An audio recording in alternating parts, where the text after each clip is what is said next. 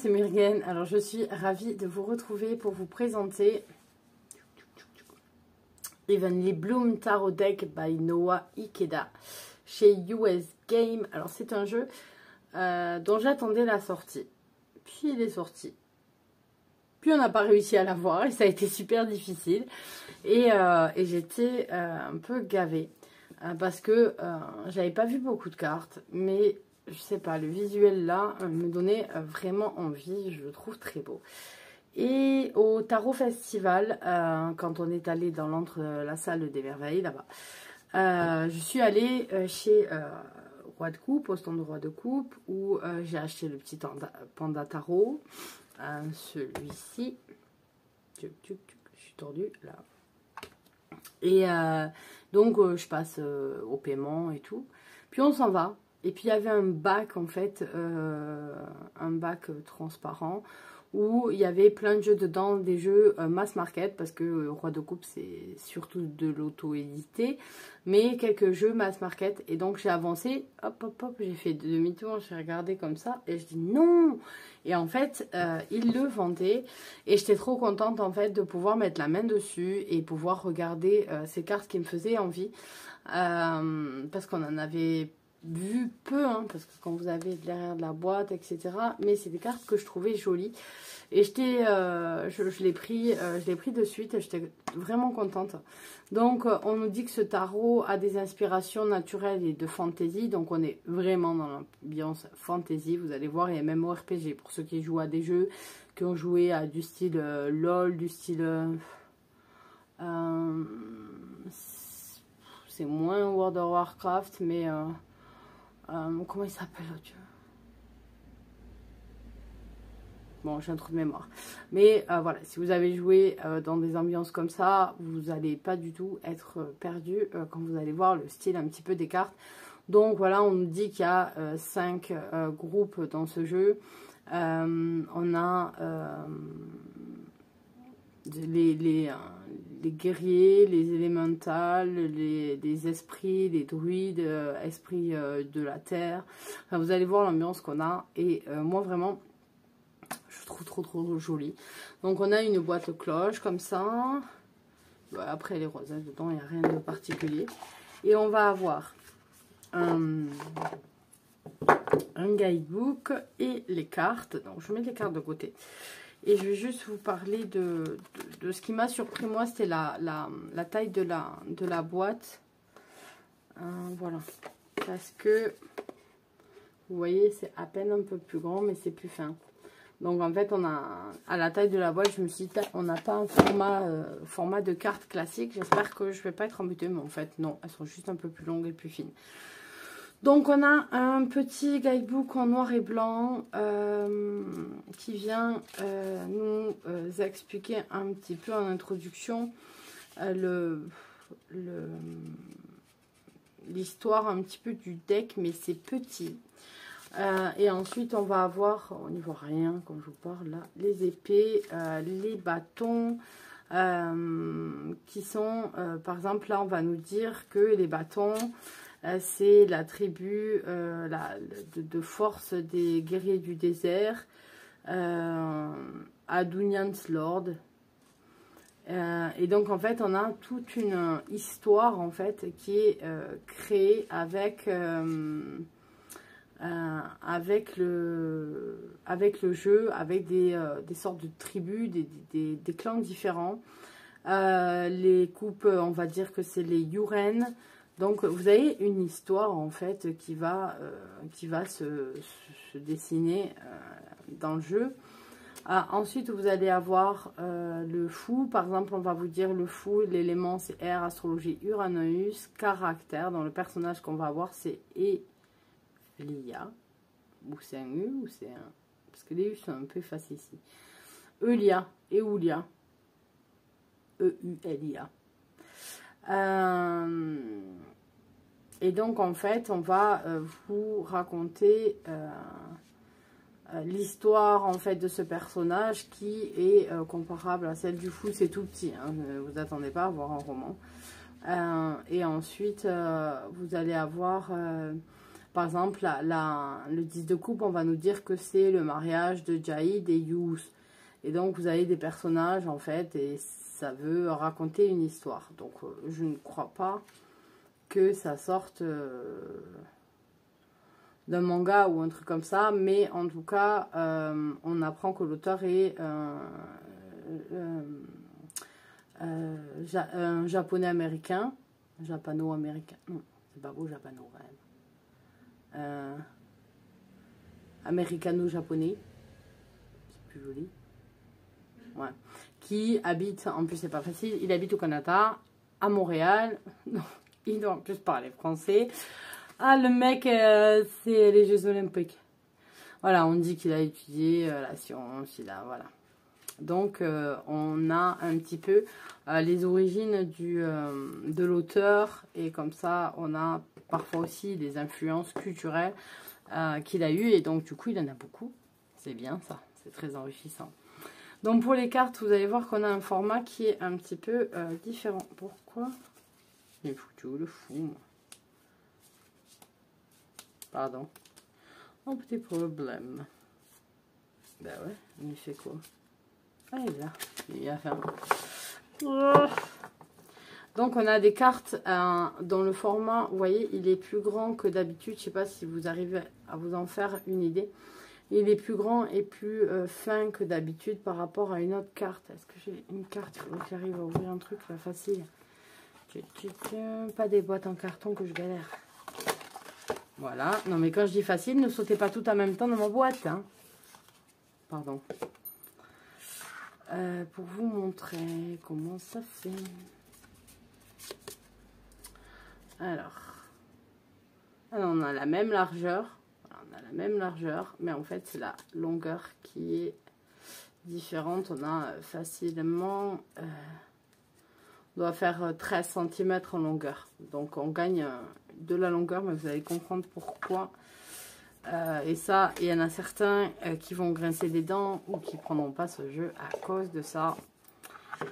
Alors, le dos des cartes, une jolie rose. On peut l'avoir dans un sens comme dans l'autre. Ce qui est magnifique, très girly, c'est le rose, qu'elle a un rose poudré. Franchement, trop beau. Brille bien. Je ne sais pas si vous voyez, il est magnifique. Mais en fait, sur les cartes, ce qui a posé problème à certains, c'est la bordure. Et je trouve que effectivement, c'est un peu inutile de mettre la bordure. Je suis pas fan de bordure moi non plus, mais le jeu était très beau. Donc voilà. Donc là, vous avez le fou. Elle brille en tout cas. Celle-là, de carte, elle brille vachement. Donc vous avez... Donc vous avez le fou là, donc vous allez avoir le numéro et le nom de la carte ici, le numéro dans une espèce de petit triangle. Et vous avez toute cette bordure blanche et une grosse bordure. En fait, à la limite, il valait mieux avoir une taille normale de carte et faire sauter la bordure. Parce que du coup, c'est pour ça que j'ai cru qu'elles étaient plus fines, parce que du coup, l'image est forcément plus fine de 1 cm par rapport aux autres, quoi. Voilà. Bon, après, ça dépend sur le format du départ de travail, peut-être de l'image ou quoi. Pour pas trop dénaturer, ils ont gardé comme ça. Mais voilà, ça vous donne une idée. Et là encore, on n'est pas vraiment dans l'ambiance de jeux vidéo. Pour le fou, là, ça me fait un petit peu penser plutôt à un truc un peu arthurien. Mais dès la grande prêtresse, on met la gomme, quoi. Elles sont belles, hein. Mais voilà, là, ça fait vraiment très jeu vidéo. Très MMORPG notamment. Voilà, elles sont magnifiques, hein. L'impératrice est très belle.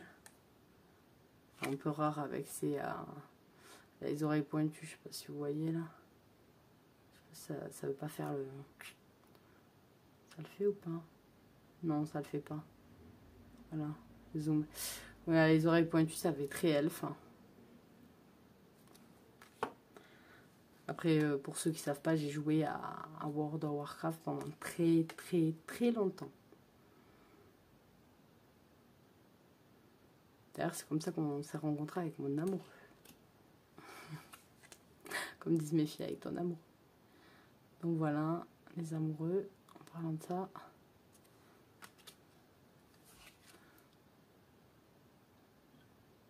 Le chariot.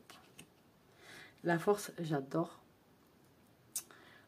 Et d'ailleurs, elle me fait penser à le gros loup qui est là au tatouage qu'a fait mon chéri aujourd'hui.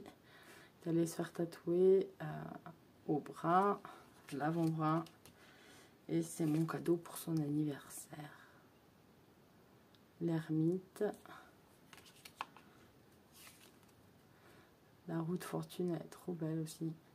Voilà, si vous aimez ce genre de dessin un petit peu manga, ou enfin, c'est pas manga en fait, c'est vraiment de la fantaisie de jeux vidéo, quoi.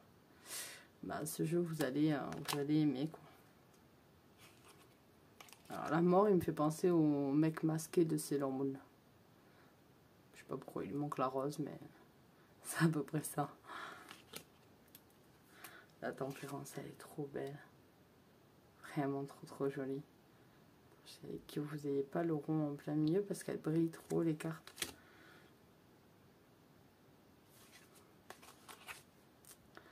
Pour le diable. La tour, on a un personnage. Après, on a des personnages sur toutes les cartes. Hein, donc, il y en a qui sont pas reconnaissables. Il y en a qui vont être plus difficiles. Là, on a, c'est parce qu'on a les étoiles au-dessus. Mais c'est vrai qu'il y en a qui vont être un petit peu plus difficiles à reconnaître. La lune, on l'a derrière avec les loups. On peut encore... Pardon. Je baille. On arrive vers la fin de semaine. On commence à traîner des pieds. Pourtant, j'ai une grosse journée encore. Là, j'ai quelques heures devant moi pour une fois. Et j'ai rendez-vous ensuite à l'école pour faire le point des évaluations de ma fille aînée. La petite s'est fait. Et demain, j'ai une grosse journée qui m'attend. Elles sont trop belles. Regardez le 3 d'épée comme il est beau.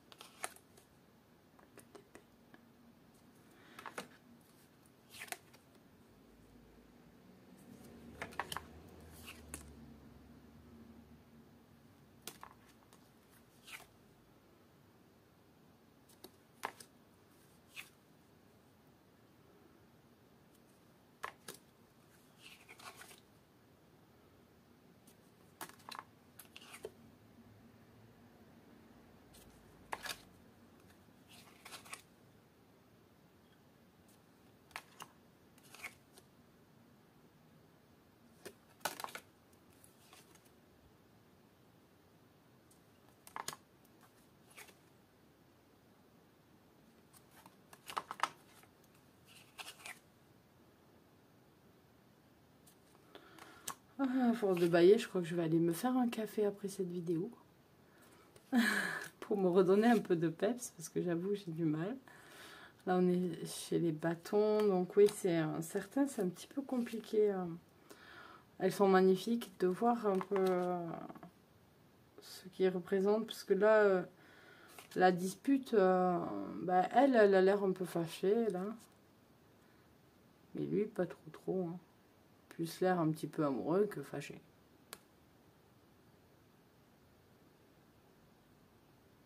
C'est même pas elle, c'est lui. Enfin, peu importe qui c'est. Ils ont pas l'air...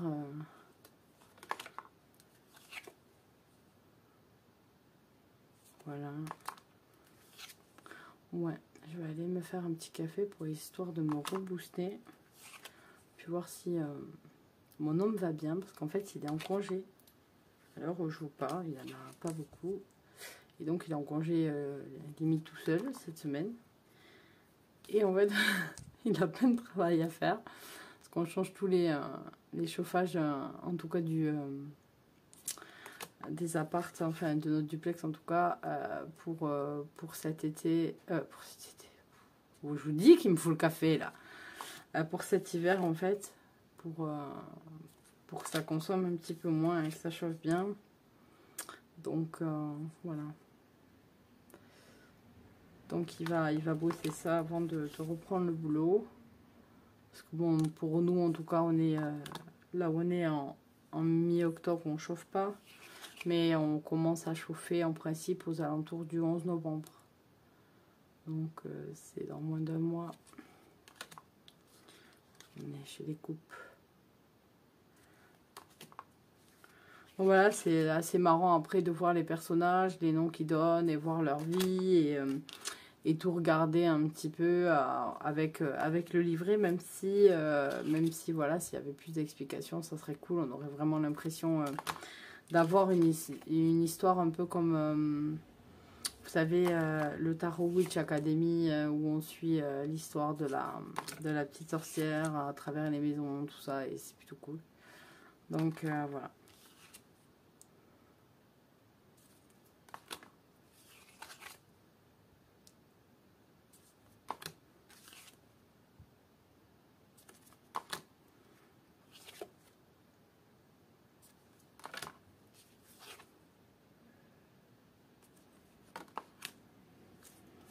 Hop, et on va passer. Alors, les deniers s'appellent les laurels. C'est pour ça que je me disais, en fait, mais j'ai pas cherché parce qu'on voit pas de trucs comme ça, si c'était par rapport à quelque chose qui existait déjà, Heavenly Bloom. Mais je crois pas, en fait, parce que dans l'explication, on voit rien qui est par rapport à quelque chose qui existe déjà. Parce que là, du coup, les deniers, on appelle ça les laurels. Donc, j'imagine que c'est ou c'est la famille qui va créer la suite des deniers, ou c'est la monnaie du truc. Enfin, je ne sais pas trop. Je ne sais pas trop. J'avoue, je n'ai pas lu en totalité le machin. J'ai vu comment ça se présentait, mais voyons. Je vais quand même.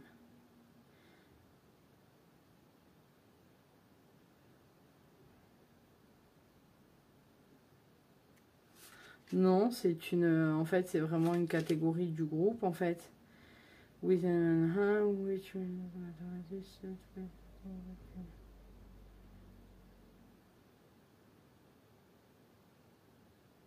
Non, en fait, on est vraiment sur un clan, les laurels, en fait.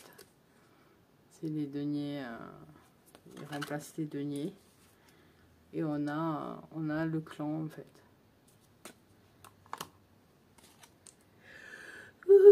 Mon Dieu, ça aussi.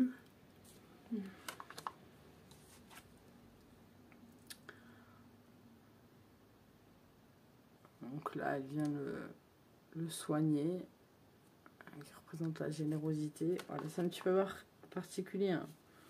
Là, elle vient regarder comment on pousse sa récolte avec le 7. C'est vraiment un petit peu particulier. Mais après, il est très très joli. Mais voilà, ça fait partie... je l'aime beaucoup. Hein, j'aime beaucoup les images, tout ça. Mais moi, ça fait partie des choses qui vont me rendre un petit peu hermétique à son utilité, à son usage, parce que ça me pète pas à l'œil directement, en fait. Dès qu'on sort un petit peu trop du système tarot, ça me bloque. C'est un peu comme le normand, le tarot, c'est très... c'est codé à la base, et donc du coup... je me suis habituée à ces codes-là et j'ai besoin de ces codes pour fonctionner. Donc c'est vrai que ça peut être un petit peu bloquant pour ceux qui sont comme moi. C'est un jeu qui est magnifique, c'est très intéressant. C'est un peu dommage que ça faisait longtemps. Tout fait tomber, tout fait tomber. Mais pas mes cartes, tous les jeux à côté. D'être une catastrophe. Mais je disais donc que ceux qui sont comme moi vont peut-être être bloqués. C'est dommage, c'est un très joli jeu. C'est un jeu qui aurait mérité d'avoir un guidebook beaucoup plus gros, avec des explications beaucoup plus sympas. Alors je sais que tous les coûts augmentent, que les coûts d'impression augmentent, les coûts de transport augmentent, bla bla bla. Vous le savez comme moi. On est dans une période un petit peu de merde, voilà, mais bon, c'est pas grave, c'est cyclique, hein. Il y en aura d'autres et ça s'arrangera aussi, et c'est comme ça, c'est la vie. Mais voilà, c'est dommage parce que du coup, on n'a pas d'explication. Donc parfois, je sais que les éditeurs font des coupes en disant bon, on va garder vraiment tout petit parce qu'il faut que ça rentre dans tant de pages, tant de trucs et tout, et on pourra pas plus et tout.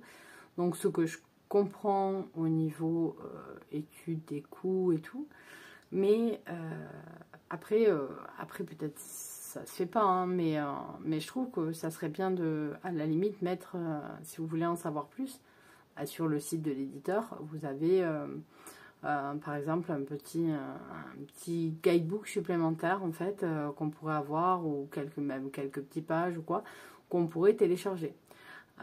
Et pour avoir, ou qu'on puisse aller lire, pour avoir un petit peu l'explication, le truc de l'histoire. Celui-ci, il méritait en fait de dire, bah voilà, les clans, leur histoire c'est ça, ils vivent ça, et de rendre le jeu beaucoup plus vivant. Donc voilà, je trouve ça c'est bien. Je dis pas que l'auteur il doit faire un livre super détaillé, mais lui quand il a construit le jeu, je suis sûre que chaque carte avait sa petite histoire et tout ça. Donc je dis pas qu'il nous fasse un truc de 250 pages où il touchera pratiquement une bulle dessus et qu'il fournisse tout ce travail gratuitement. Niet. C'est pas ce que je dis, loin de là. Tout le monde a besoin de gagner sa vie, tout travail mérite salaire, et ils ont besoin de manger comme vous et moi. C'est pas ce que je dis, mais par contre voilà, 2-3 petits mots et tout, ça aurait pu être sympa, puisque je suis sûre qu'en fait il avait dû fournir à l'éditeur quand même quelque chose d'un peu plus développé, vu les petits coins qu'on trouve dans les cartes, quoi. Je veux dire, l'éditeur lui a pas juste dit au fait tu vas les appeler comment, ben tu dis que c'est Marie et Joseph qui se marient là. Ok, hop, une phrase. Et c'est ce qu'on a parfois dans le bouquin, juste une phrase comme ça, et on sait pas d'où ça sort, ça pop comme ça. Et je suis sûre que lui, il y avait une explication dans son jeu qui ressort pas forcément facilement. En plus, ben, on a la barrière de la langue, je comprends l'anglais. J'y vais tout doux, je le lis un petit peu. Il faut que voilà, je traduis moins bien quand je vais le parler, mais je comprends un petit peu. Voilà, c'est pas maternel chez moi, c'est pas une langue naturelle. Il y en a 3 qui me viennent facilement, et il y en a d'autres, voilà, où il me faut du temps. J'arrive à lire quelques langues, même, enfin, que j'ai pas forcément appris, mais en connaissant plein d'autres, on arrive à comprendre celle-là. Mais il y a toujours cette barrière quand même. C'est pas... Il y a des petites fluctuations, des petits trucs... comment on dit, des petites subtilités qu'on n'a pas, etc. Quand c'est des langues étrangères comme ça, quoi. Et j'admire ceux qui parlent plein de langues. Je travaillais avec une collègue à l'époque qui parlait couramment 6 langues, 7 langues, qui parlait couramment 7 langues. C'est incroyable. C'est-à-dire qu'elle peut passer d'une langue à l'autre. On faisait des visites guidées, donc moi je la faisais uniquement en français. Dans le site où on travaillait, je les faisais que en français. Elle, officiellement, les faisait que en français aussi. Et lorsqu'on avait des étrangers, leur disait c'est une visite guidée en français, mais je peux vous expliquer l'essentiel dans votre langue si vous souhaitez aussi. C'est un truc de malade.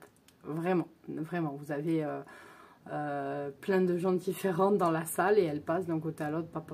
C'est incroyable. Les gens qui sont comme ça, mais c'est extraordinaire. Et donc voilà. Bon, c'était juste une aparté. Vous savez que je vous raconte toujours un petit peu des petits bouts de ma vie comme ça. C'est les relous. Donc voilà. Je vous fais à tous de gros bisous et je vous dis à très bientôt pour de nouvelles vidéos. Bye bye.